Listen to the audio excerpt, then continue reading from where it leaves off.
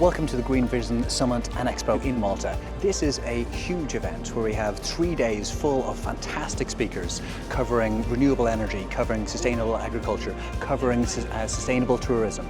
It's fantastic. There's such a buzz around the place. Really excited to be getting up there on the stage where I'm giving a keynote, which is going to be a lot of fun. A very personal keynote telling stories of my life. It brings us great joy to gather global leaders, policymakers, activists, politicians and industry experts to address the urgent challenge of climate change and seek sustainable solutions for a better future.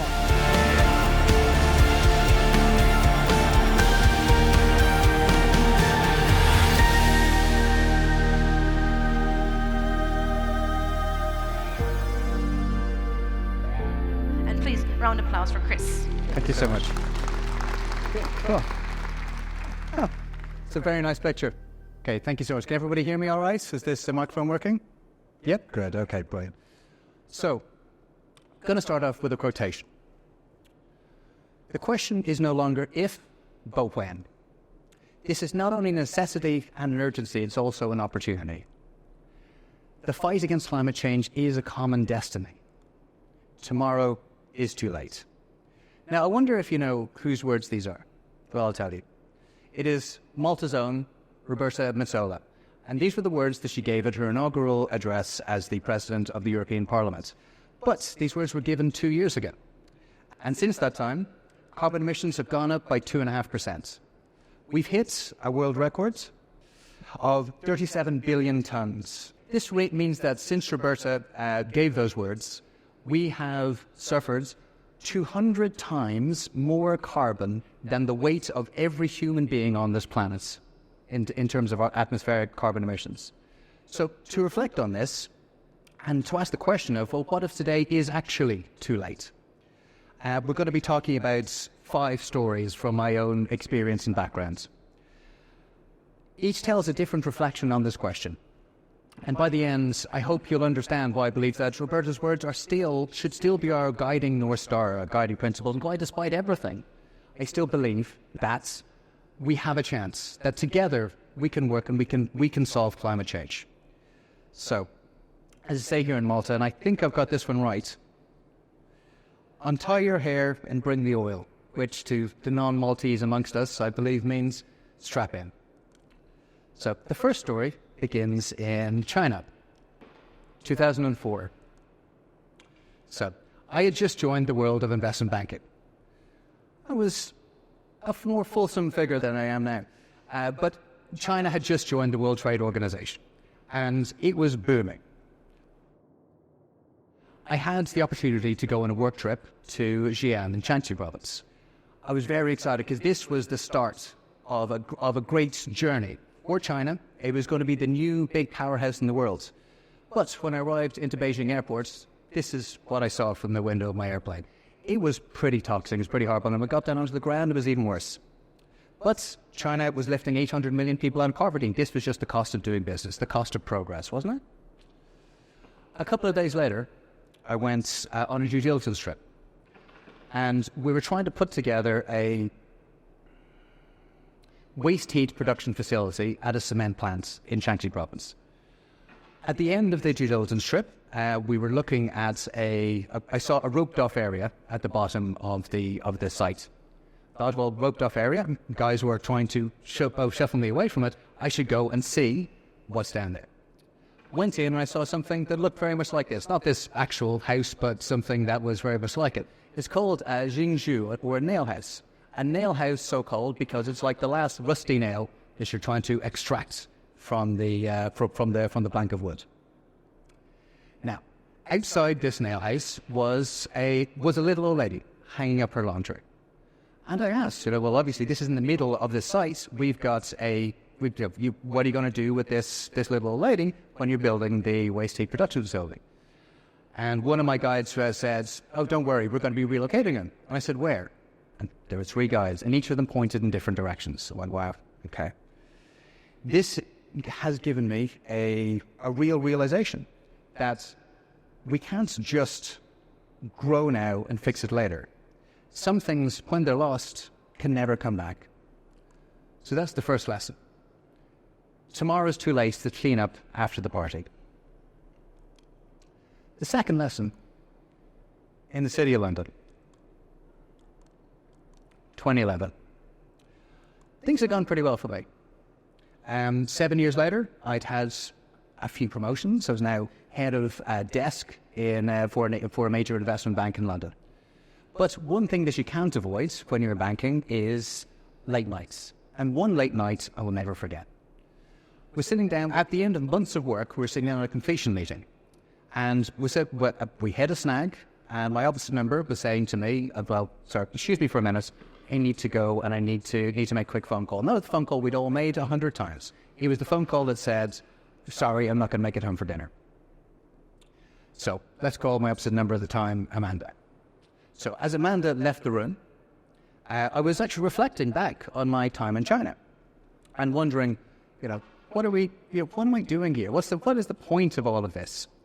I knew that renewable energy, the energy transition, was the greatest challenge that we were facing of our generation. And should I not just be getting involved? Should not be going ahead and doing it? But there was always a reason not to. So there's always another promotion, there's always another bonus check. It was always maybe next year. Anyway, at about 3 o'clock in the morning, we finally got this deal completed. And as I was waiting outside with Amanda for taxis, she told me what that phone call was. And that phone call was back home to her daughter to say she's not going to make it back for dinner. But this wasn't just any dinner. Her daughter was emigrating to New Zealand that very morning, in a few hours from when we were speaking. So this young lady who'd lived with her mother for 22 years wasn't even given the final dinner before she moved to the other side of the planet because it was too important. Got in the taxi, went back, kissed the kids goodnight. It was but at 4 o'clock in the morning, even though it was shattered. I didn't go to bed. I went to the study and wrote my resignation letter. The lesson there is, tomorrow is too late to become the person that you really are. Third lesson, Northern Ireland. A few months later, I set up a clean tech investment business and a renewable energy developer. And we decided that we were going to go and set up a renewable energy development business. This is us. We weren't doing solar for obvious reasons. So we thought, well, let's do some wind. Went across to Northern Ireland, which is where I was born. I knew that Northern Ireland was going to be a fantastic place for renewable energy. It was always going to be a fantastic place for renewable energy. The wind resource was fantastic. The local community was largely supportive, but there were problems, there were issues. There was regulatory problems, there was grid problems, there were small pockets of resistance, all of which made it really difficult to build things, and no one had done it. When we were starting here, there wasn't a single commercial wind turbine in Northern Ireland. So, the advice that was given to me at the time, which is very well-meaning, was, Chris, don't be silly. You're taking huge risks, you're making massive sacrifices to come and do this. Don't go and throw it all away on something that seems to be impossible. If no one else is doing it, why should you be able to do it? So that advice, even though it was very well-meaning, was completely the wrong way around. And I realized when I walked out of investment banking that sometimes, when you know deep down that something needs to happen, you actually don't have a choice. Your future chooses you. So, booked a flight to Northern Ireland, and after a little bit of work, we built this. So, we put up a tower. It was wonderful, but we noticed something wasn't quite right. And once we figured out that actually we should put some blades on it, things became a little bit easier. But joking aside, 2 years later, we cut the ribbon on what was the first commercial wind turbine in Northern Ireland. And I'm proud to say lots of people have followed since then. It's been a real success. Whenever I doubt that we should not be trying something, I have a look at this picture, and I tell myself that tomorrow is too late to go second. The next story is about Barbados, 2017, a canary in the coal mine. So a few years later, I was living the life as a glamorous renewable energy developer and entrepreneur. And I was out doing a due diligence trip, this time in front of what's literally a pile of poo, dung. The glamour was ridiculous, but actually the smell was incredible. This is an anaerobic digestion plant, and part of the feed for an anaerobic digestion plant is cow poo. And you make a biogas from it. After a little bit of time walking around this plant, I thought, man, I need a holiday. So off we went, and found myself a tropical island to be hanging out in. Clearly, not this one, but that one. Barbados is a place that has a strong affinity to me and my family. We've been going there for generations. It's a place that we deeply love and deeply care about. My first time seeing a coral reef was when I was a young man, and during this trip I went back and inspected. So we hired out a boat to go and take a dive. The first time I saw a coral reef, it made me realize just how gorgeous our planet truly is. I couldn't wait to see it again. But when I got down it in this trip, what I found really just broke my heart. This is what coral looks like in Barbados right now. They are dying. Coral bleaching occurs when rising sea temperatures force the living coral to expel its symbionts. And its symbionts give it the color, but also gives 90% of their nutrients and their energy. In other words, hot water makes the coral starve to death. Now, thanks to climate change, the region of Barbados have warmed an average of 1/4 of a degree per decade since the 1980s. Major heating events are now 5 times more common than they were back then.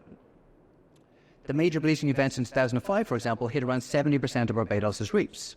And by that point, hard coral cover across the Caribbean was already down 80%.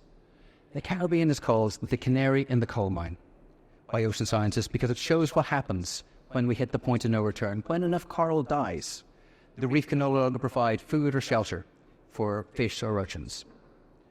In the absence of these predators, algae overbreeds. Then they have a greater competition for the ground, and therefore less coral can grow, therefore there's less fish, therefore there's more algae, and so on and so forth. This is an example of a tipping point, beyond which the coral never comes back.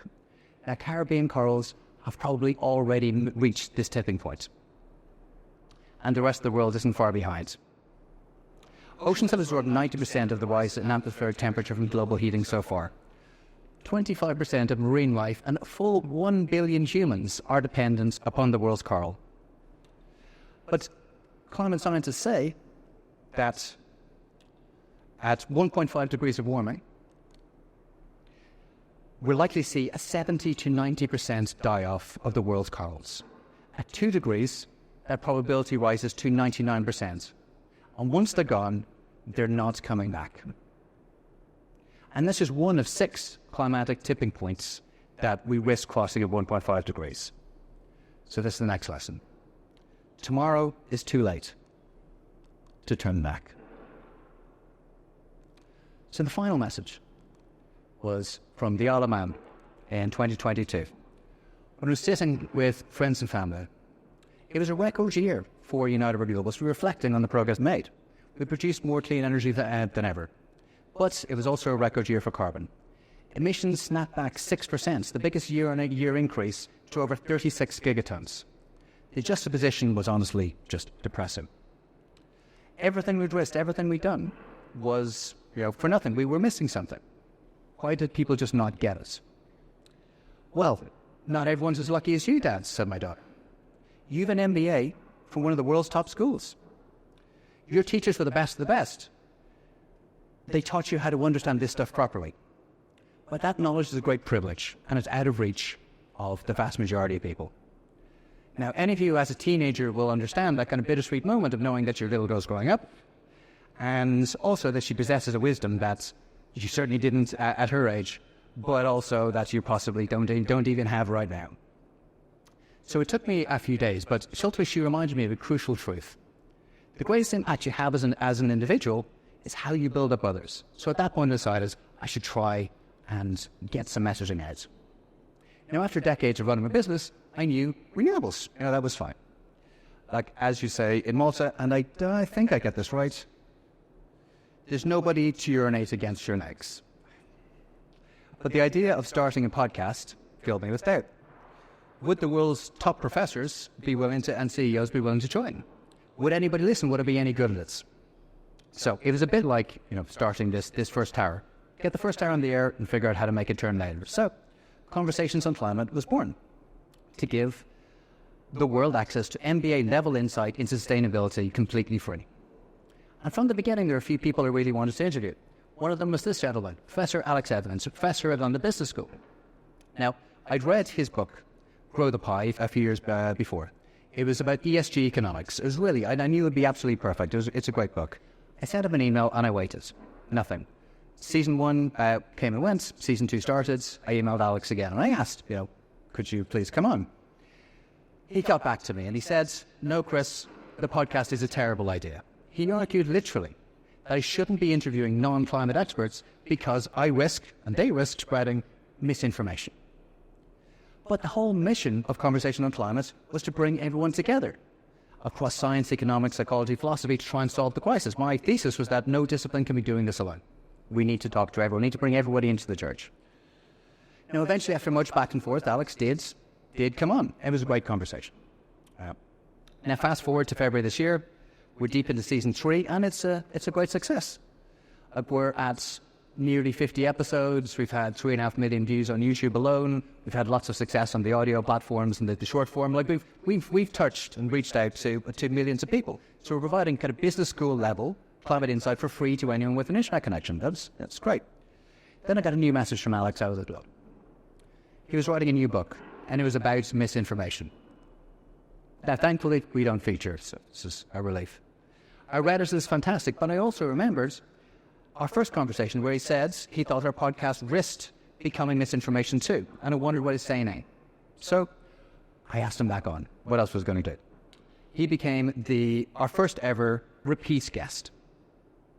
That episode went live yesterday. It's really good. Check it out. We covered an awful lot of ground, including the greenwashing, the Cuban Missile Crisis, the myth of the 10,000 hours.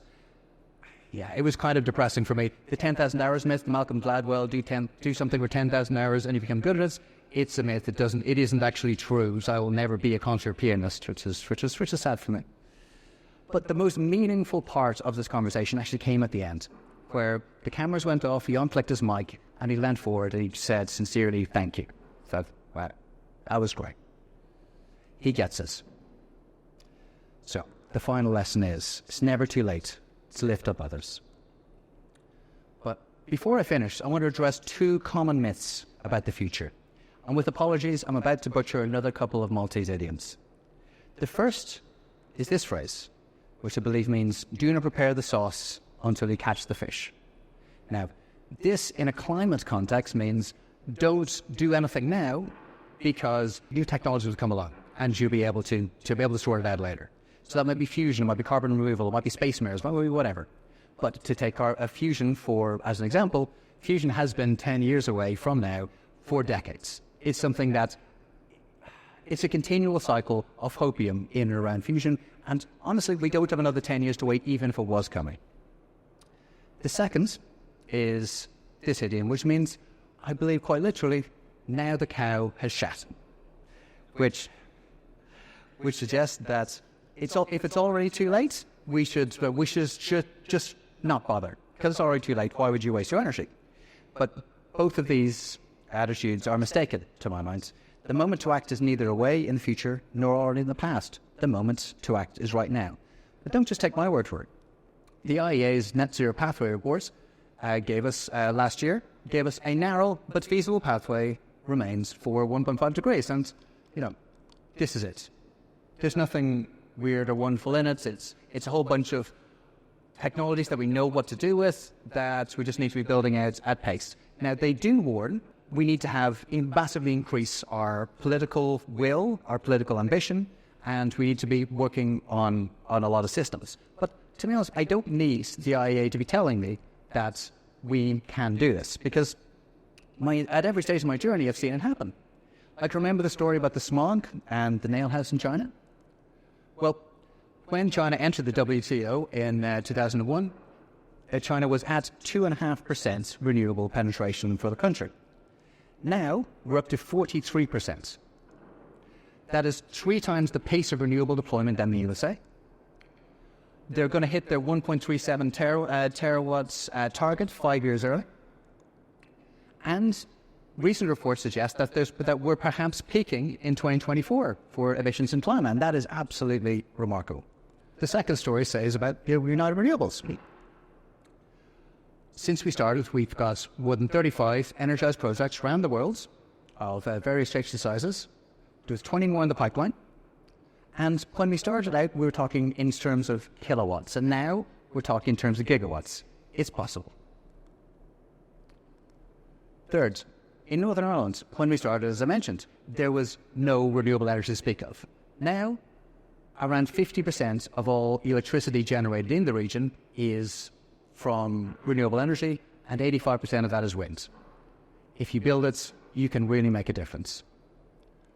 The fourth is coral. I'm afraid this is unfortunately all bad news. But every 1/10 of a degree counts. At 1.5 degrees, the Great Barrier Reef will bleach 3 times a decade. At 2 degrees, it will be every other year. It's not too late to make that difference.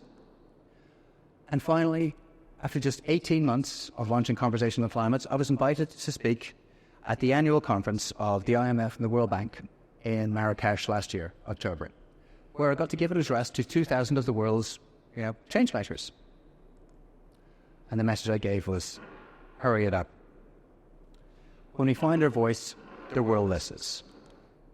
But as inspiring as those stories may be, they're all yesterday's tales. And what matters is today. And today, we're gathered to kick off the Green Vision Summit. And nothing gives me greater confidence than seeing intelligent, talented, driven people here gathered together to try and solve this issue. You are the reason that we can succeed. You all understand at some level that tomorrow is too late. But today is not too late. Today is just in time. For all of us in the room here, today can be one of those tipping points. A moment when we realize we can't just clean it up later. We can't resist our destiny any longer.